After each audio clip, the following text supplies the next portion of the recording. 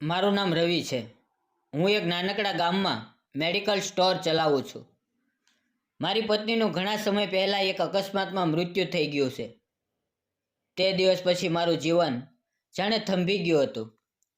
મારી પત્ની રાધા મારા જીવનનો શ્વાસ હતી. તેના ગયા પછી હું જાણે હસવાનું જ ભૂલી ગયો હતો. મારા 35 વર્ષના જીવનમાં મેં ક્યારેય વિચાર્યું નહોતું કે એકલતા આટલી પીડાદાયક હોઈ શકે છે. ગામના લોકો મને સારો માણસ માનતા. હું હંમેશા જરૂરિયાતમંદોને મદદ કરતો. ક્યારેક કોઈ ગરીબ પાસે પૈસા ન હોય તો દવા મફત પણ આપી દેતો. પણ એમાં કોઈ ભાવના નહોતી, બસ એક ફરજ હતી. મારા જીવનમાં પ્રેમ, લાગણી કે ઉત્સાહ જેવું કંઈ બચ્યું નહોતું. સવાર પડે એટલે સ્ટોર ખોલવાનું, દવાઓ ગોઠવવાની, ગ્રાહકોને દવા આપવાની અને રાત પડે એટલે બંધ કરીને ઘરે જઈને સૂઈ જવાનું. આજ મારી દિનચર્યા બની ગઈ હતી. હું ઘણીવાર વિચારતો કે શું મારું જીવન આટલું જ હતું? શું હું ક્યારે ફરીથી ખુશ નહીં થઈ શકું? આ પ્રશ્નના જવાબ મારી પાસે નહોતા. એક દિવસ સાંજના સમયે આકાશમાં કાળા ડિબાંગ વાદળો ઘેરાઈ આવ્યા. ચોમાસાની ઋતુ હતી અને ભારે વરસાદની આગાહી હતી. થોડી જ વારમાં ધોધમાર વરસાદ શરૂ થઈ ગયો. વીજળીના કડાકા ભડાકા અને પવનના સુસવાટા સાથે વરસાદે જાણે આખા ગામને ઘેરી લીધું. મારા સ્ટોરમાં હું એકલો જ બેઠો હતો. વરસાદના અવાજમાં મારા મનની શાંતિ વધુ ઘેરી બનતી હતી. હું બારીમાંથી બહાર જોઈ રહ્યો હતો. રસ્તાઓ પર પાણી ભરાઈ ગયા હતા અને કોઈ માણસ દેખાતું નહોતું. આવા વાતાવરણમાં કોઈ ગ્રાહક આવે એવી શક્યતા ઓછી હતી. હું મારી ખુરશીમાં બેસીને કોઈ જૂની યાદોમાં ખોવાયેલો હતો. ત્યાં જ મારા સ્ટોરના દરવાજા પર એક હળવો ટકોર પડ્યો. મેં માથું ઊંચું કરીને જોયું. એક સ્ત્રી દરવાજા પાસે ઊભી હતી. તેના કપડાં વરસાદમાં પૂરેપૂરા પલળી ગયા હતા અને તેના ચહેરા પર ચિંતાની રેખાઓ સ્પષ્ટ દેખાતી હતી. તેના હાથમાં એક નાની બાળકી હતી, જેણે પોતાનું મોં તેની છાતીમાં છુપાવ્યું હતું. તે સ્ત્રી અંદર આવતા જ મેં તેને બેસવા માટે ખુરશી આપી. તેણે નમ્રતાથી ના પાડી અને કહ્યું, મારે મારી દીકરી માટે દવા જોઈએ છે. તેનો અવાજ ધીમો અને ગભરાયેલો હતો. મેં જોયું કે તેની આંખોમાં ભય અને નિરાશા બંને હતા. મેં તેને પૂછ્યું, કઈ દવા જોઈએ છે? શું થયું છે દીકરીને? તે સ્ત્રીએ કહ્યું, મારી દીકરીને ખૂબ તાવ આવ્યો છે અને શરદી ખાંસી પણ છે. મને તાવની અને કફ સિરપ આપો. મેં તરત જ જરૂરી દવાઓ કાઢી.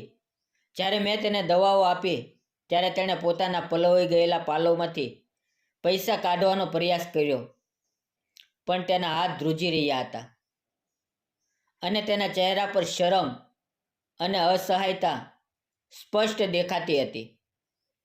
તેણે ધીમા અવાજે કહ્યું, મારી પાસે અત્યારે પૂરતા પૈસા નથી. મારા પતિનું પણ અવસાન થઈ ગયું છે અને હું એકલી જ મારી દીકરીને ઉછેરું છું. આજે કામ નહોતું મળ્યું અને વરસાદ પણ. તેનો અવાજ રૂંધાઈ ગયો. તેની આંખોમાં આંસુ ભરાઈ આવ્યા.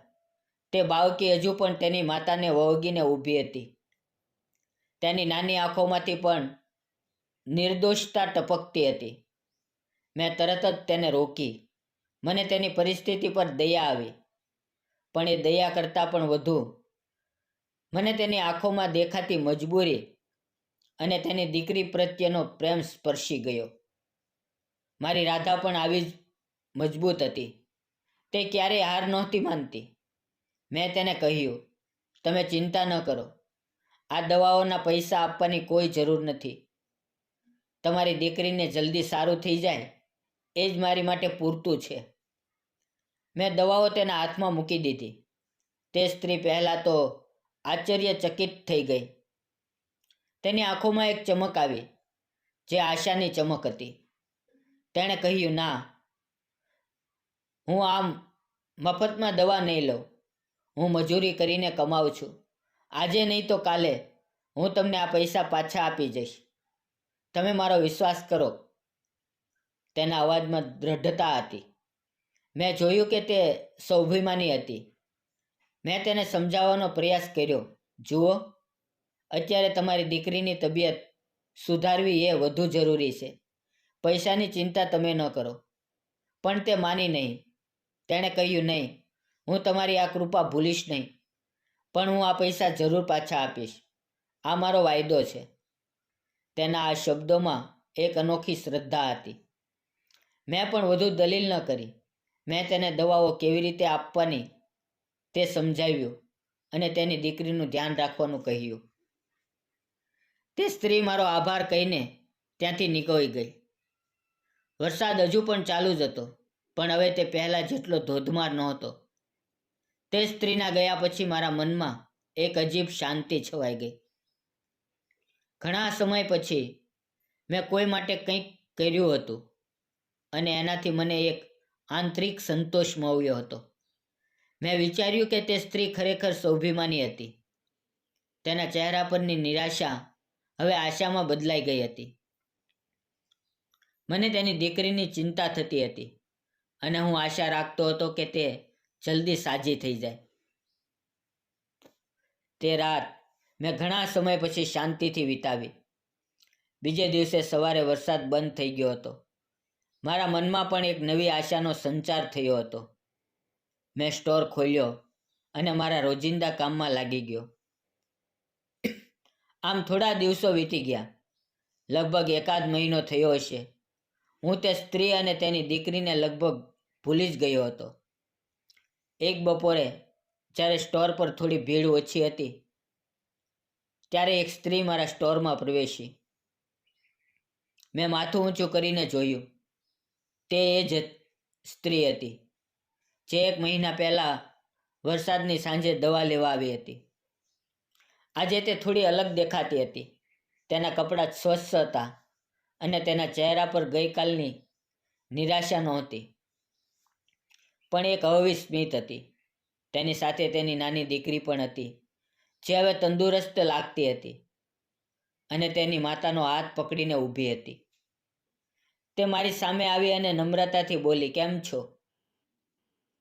મારી દીકરી હવે સાવ સારી છે. તમારા આશીર્વાદ અને તમારી મદદથી જ તે સાજી થઈ છે. તેના અવાજમાં કૃતજ્ઞતા હતી. મેં હસીને કહ્યું, સારું થયું કે દીકરી સાજી થઈ ગઈ. એ જ સૌથી મોટી વાત છે. તેણે પછી પોતાના પાલવમાંથી થોડા પૈસા કાઢ્યા અને મારા તરફ લંબાવ્યા. આ લ્યો, આ દવાના પૈસા. મેં તમને કહ્યું હતું કે હું પાછા આપીશ. મેં પૈસા લેવાની ના પાડી. ના, મેં તમને કહ્યું હતું ને કે આ દવાના પૈસા નથી લેવાના. તમારી દીકરી સાજી થઈ ગઈ એ જ મારા માટે પૂરતું છે. મેં તેના હાથમાંથી પૈસા લીધા નહીં. તે સ્ત્રી થોડી મૂંઝાઈ. પણ આમ કેમ? હું તમારી પાસે ઋણી રહેવા નથી માંગતી. મેં તેને સમજાવ્યું, જુઓ, મેં તમને એ દિવસે કોઈ પૈસાની આશાએ દવા નહોતી આપી. મેં તો બસ એક જરૂરિયાતમંદને મદદ કરી હતી. અને તમે તો કહ્યું હતું કે તમે મજૂરી કરીને કમાઓ છો. આ પૈસા તમારી દીકરીના ભવિષ્ય માટે રાખો. મારા શબ્દોમાં કોઈ સ્વાર્થ નહોતો, માત્ર એક નિષ્ઠાવાન ભાવના હતી. તે સ્ત્રી મારી સામે જોઈ રહી. તેની આંખોમાં ફરી એકવાર લાગણી ઉભરાઈ આવી. તેણે કહ્યું, તમે ખરેખર એક સારા માણસ છો. તમારો ખૂબ ખૂબ આભાર. તેણે મારી દીકરીને મારી સામે કરી અને કહ્યું, જો બેટા, આ અંકલ છે જેણે તને સાજી કરી. તે નાની બાળકીએ શરમાઈને મારી સામે જોયું અને એક નિર્દોષ સ્મિત આપ્યું. તેનું નામ પ્રિયા હતું અને તેની દીકરીનું નામ મીરા. તે દિવસ પછી પ્રિયા અવારનવાર મારા સ્ટોર પર આવવા લાગી. ક્યારેક મીરા માટે કોઈ નાની મોટી દવા લેવા, તો ક્યારેક ખાલી વાતો કરવા. તે ધીમે ધીમે મારા જીવનનો એક ભાગ બનવા લાગી. અમે બંને એકબીજાના જીવન વિશે વાતો કરતા. પ્રિયાએ મને તેના પતિના અવસાન વિશે જણાવ્યું કે કેવી રીતે તેણે એકલા હાથે મીરાને ઉછેરી રહી હતી. તેની મજબૂરીઓ, તેની લડાઈઓ, તેની હિંમત બધું જ મને પ્રભાવિત કરતું હતું. હું પણ તેને મારા જીવનની, રાધાના ગયા પછીની એક એકલતા વિશે કહેતો. અમે બંને એકબીજાના દુઃખ અને એકલતાને સમજવા લાગ્યા. અમારી મુલાકાતો હવે માત્ર ઔપચારિક નહોતી રહી. પ્રિયા સ્ટોર પર આવે ત્યારે હું ખુશ થતો. તેના આવવાથી મારા સ્ટોરમાં એક નવી રોનક આવી જતી. મીરા પણ હવે મારી સાથે હળવાશથી વાત કરતી. તે મને અંકલ કહીને બોલાવતી અને ઘણીવાર મારી પાસે બેસીને વાર્તાઓ સાંભળતી. મને મીરા સાથે વાત કરવી ગમતી.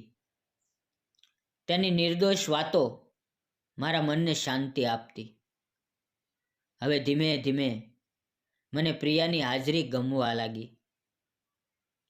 તેની સાથે વાત કરવાથી મને એક અનોખી શાંતિ મળતી.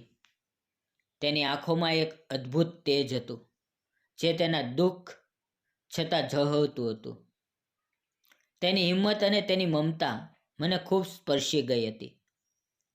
હું જાણતો હતો કે હું રાધાને ક્યારે ભૂલી નહીં શકું, પણ પ્રિયા મારા જીવનમાં એક નવા રંગ ભરતી હતી. મારા સુકાઈ ગયેલા જીવનમાં જાણે વસંતનું આગમન થઈ રહ્યું હતું. પ્રિયા પણ મારા પ્રત્યે આકર્ષિત થતી હતી. તેની આંખોમાં મેં મારા માટે એક ખાસ ભાવ જોયો હતો. હવે અમે બંને એકબીજાને સમજતા હતા, એકબીજાની પીડા જાણતા હતા. અમારી વચ્ચે એક અનોખો સંબંધ બંધાઈ રહ્યો હતો, જે મિત્રતાથી પણ કંઈક વધુ હતો. ગામના લોકો પણ અમારી મુલાકાતો નોંધતા હતા, પણ મને તેની પરવા નહોતી. મારા માટે પ્રિયા અને મીરા મારી સાથે હોવું એ જ મહત્વનું હતું. પણ એક દિવસ જ્યારે પ્રિયા અને મીરા મારા સ્ટોર પર હતા, ત્યારે મીરા રમતા રમતા પડી ગઈ અને તેને સામાન્ય ઈજા થઈ. પ્રિયા ગભરાઈ ગઈ, પણ મેં તરત જ તેની સારવાર કરી. મેં મીરાને સાંત્વના આપી અને તેને હસાવવાનો પ્રયત્ન કર્યો. તે દિવસે મેં જોયું કે પ્રિયાની આંખોમાં મારા માટે એક અલગ જ પ્રકારની લાગણી હતી. તે દિવસે સાંજે જ્યારે પ્રિયા અને મીરા જવા નીકળ્યા, ત્યારે પ્રિયાએ મારો હાથ પકડ્યો અને ધીમા અવાજે કહ્યું, રવિ, તમે ખરેખર ખૂબ સારા છો. તમે મીરા અને મારા માટે જે કર્યું છે તે હું ક્યારેય ભૂલી નહીં શકું. તેના અવાજમાં એક અનોખી લાગણી હતી, જે સીધી મારા હૃદય સુધી પહોંચી. મેં તેના હાથને હળવેથી પકડી રાખ્યો. તે ક્ષણે જાણે સમય થંભી ગયો હોય એવું લાગ્યું. અમારી આંખો મળી અને તે ક્ષણે મને લાગ્યું કે મારા જીવનમાં ફરીથી પ્રેમનું આગમન થઈ રહ્યું છે. તે દિવસ પછી અમારી વચ્ચેની વાતચીત વધુ ઊંડી બનતી ગઈ. અમે એકબીજા સાથે વધુ સમય વિતાવવા લાગ્યા. પ્રિયા મારી દુકાને આવે ત્યારે અમે કલાકો સુધી વાતો કરતા. તે મને તેના ભૂતકાળ વિશે વધુ કહેતી અને હું પણ તેને મારી રાધાની યાદો વિશે કહેતો. અમે બંને એકબીજાના દુઃખના સાથી બન્યા હતા. ગામમાં ધીમે ધીમે અમારી વાતો થવા લાગી. કેટલાક લોકો સારી રીતે જોતા તો કેટલાક શંકાની નજરે જોતા, પણ મને તેની પરવા નહોતી. મારા માટે પ્રિયા અને મીરાનું સુખ સૌથી મહત્વનું હતું. પ્રિયા પણ આ વાતોથી વાકેફ હતી, પણ તેણે ક્યારેય મને આ બાબતે કોઈ ફરિયાદ નહોતી કરી. તે પણ મારી જેમ જ આ સંબંધને મહત્વ આપતી હતી. પણ એક સાંજે જ્યારે સ્ટોર બંધ કરવાનો સમય હતો, ત્યારે હું અને પ્રિયા સ્ટોરમાં એકલા હતા. મીરા બહાર રમતી હતી. મેં પ્રિયાનો હાથ પકડ્યો અને કહ્યું, પ્રિયા, મને ખબર નથી કે હું શું કહું, પણ તારા અને મીરાના આવ્યા પછી મારું જીવન બદલાઈ ગયું છે. હું ફરીથી જીવંત અનુભવી રહ્યો છું. મને તારી સાથે રહેવું ગમે છે. પ્રિયાએ મારી સામે જોયું. તેની આંખોમાં આંસુ ભરાઈ આવ્યા. તેણે કહ્યું, રવિ, તમે મારા અને મીરા માટે જે કર્યું છે તે કોઈ નહીં કરી શકે. તમે અમને એક નવું જીવન આપ્યું છે. મને પણ તમારી સાથે રહેવું ગમે છે. તેના અવાજમાં એક અનોખી લાગણી હતી જે મારા હૃદયને સ્પર્શી ગઈ. મેં તેને પ્રેમથી મારી નજીક ખેંચી. તે ક્ષણ અમારા બંને માટે ખૂબ જ ભાવનાત્મક હતી. અમે બંને એકબીજાના દુઃખ અને એકલતાને સમજતા હતા. અને હવે અમે એકબીજામાં આશા અને પ્રેમ શોધી રહ્યા હતા. અમે બંને એકબીજાને સ્વીકાર્યા. તે રાત અમારા જીવનની એક નવી શરૂઆત હતી. અમારા સંબંધો ધીમે ધીમે ગાઢ બનતા ગયા. અમે એકબીજાને વધુ સારી રીતે ઓળખવા લાગ્યા. પ્રિયાની સાદગી, તેની હિંમત, તેની મમતા, આ બધું જ મને તેના તરફ આકર્ષિત કરતું હતું. હું જાણતો હતો કે રાધાનું સ્થાન કોઈ લઈ શકે નહીં, પણ પ્રિયા મારા જીવનમાં એક નવી ખુશી અને શાંતિ લઈને આવી હતી. અમે લગ્ન કરવાનું નક્કી કર્યું.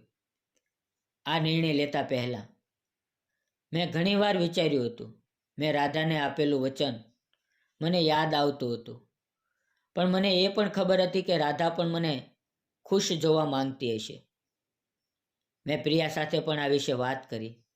તેણે કહ્યું, રવિ, હું જાણું છું કે તમે રાધાને ક્યારેય ભૂલી નહીં શકો, અને હું પણ નથી ઈચ્છતી કે તમે તેને ભૂલો. હું બસ તમારા જીવનમાં એક સાથી બનવા માંગુ છું જે તમને પ્રેમ અને ખુશી આપી શકે.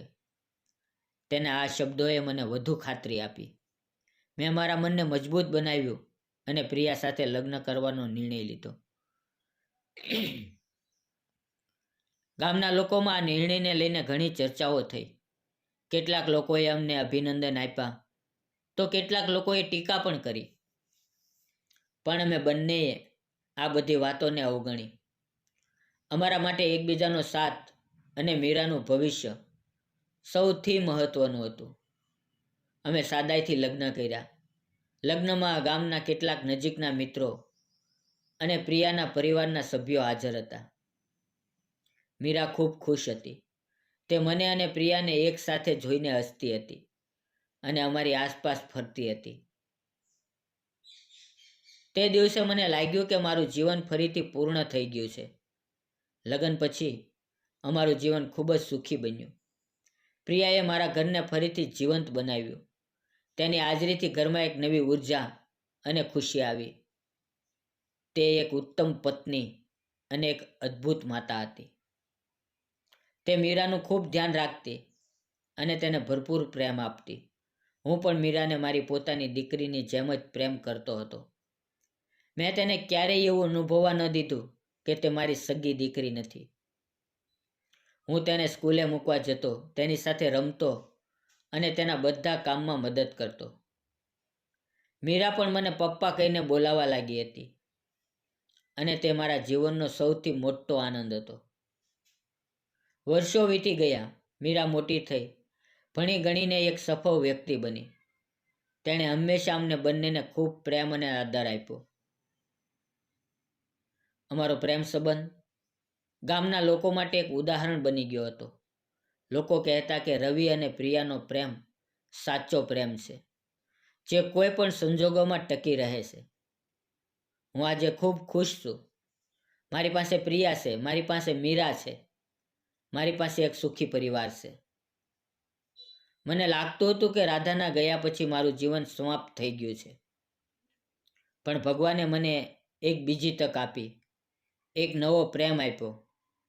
આ પ્રેમ માત્ર રોમાન્ટિક જ નહોતો, પણ ભાવનાત્મક અને અત્યંત પવિત્ર પણ હતો. આ એક એવી વાર્તા હતી જ્યાં બે તૂટેલા હૃદય એકબીજાને જોડીને એક નવું સુંદર જીવન બનાવવામાં સફળ રહ્યા. અંતે મિત્રો, પ્રેમ જ જીવનનો સાચો અર્થ છે. તે કોઈ પણ સ્વરૂપમાં આવી શકે છે, અને જ્યારે તે આવે છે ત્યારે તે આપણા જીવનને પ્રકાશિત કરે છે. મારું નામ રવિ છે, અને આ મારી પ્રેમ કહાની છે. મિત્રો, ગમી હોય તો એક જ વિનંતી: લાઈક, કોમેન્ટ અને સબસ્ક્રાઈબ. ધન્યવાદ મિત્રો.